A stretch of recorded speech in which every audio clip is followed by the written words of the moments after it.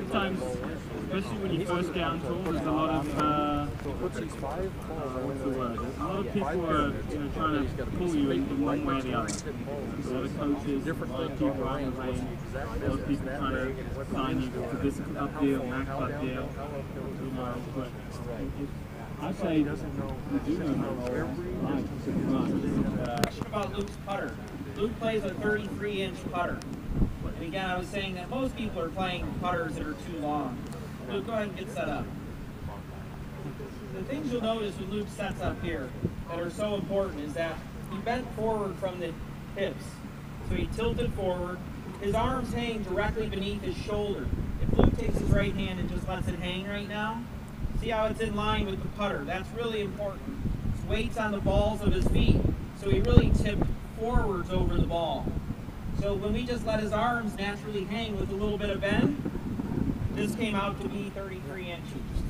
And really, when we were fixing the length of his putter, it was nothing more than getting Luke set up correctly and making the putter that length. You can step away now, Luke. So that's the important part there. And if Luke had to set up with a 35-inch putter, he'd be on his heels, his arms would be up, he wouldn't be able to make the stroke that he can. The setup's really important. The biggest fault I see in putting is the setup. A lot of people get a little bit too full of butter.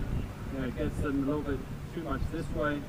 And from there, their eyes aren't over the ball. And the biggest thing in putting is the setup. Pat and I work on that all the time. Just very fundamental. Get my eyes really over the ball and tracing good lines to the hole. Getting my hands directly below my shoulders. That really influences the path of your stroke. And the third thing is having a nice grip where it's more in the palms of your hands. Obviously in the full grip you want it more in the fingers, in putting you want it in the palms, so the face isn't being manipulated so much. Important stuff, and I can tell you this, a lot of what he works on in the game, there's no great secret, there's no magic. He's doing the same fundamentals you have to do. Now one thing you'll see with good players though, they're very consistent in what they work on. Luke doesn't one day show up and think, well, God, I'll try this. I saw it on the Golf Channel. The next day say, well, my buddy told me I needed to do this.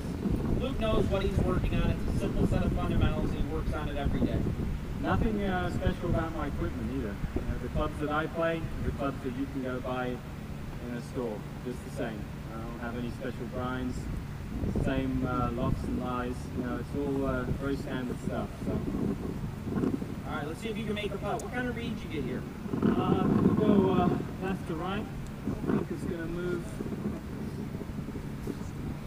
Got to get it started at that little divot that's past the hole. Okay. 2.5 cups left. Most amateurs underread putts. You guys underread them by a lot. I would say you could triple what you read.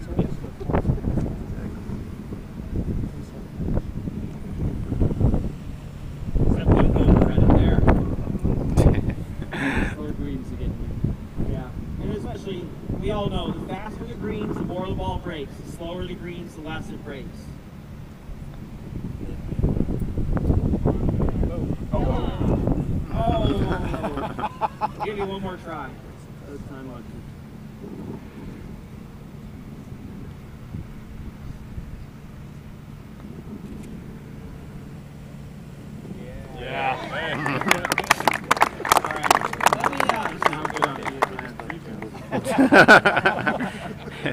We need to let Luke kind of work on hustling out of here. He's got to catch that overnight flight tonight to St. Andrews to go play. But Luke, I can't thank you enough. You've been such an integral part of our golf program for so many years and so generous. Very generous of you to spend a couple hours with us. So, guys, as we can leave, any last thoughts or questions? Anything we didn't cover?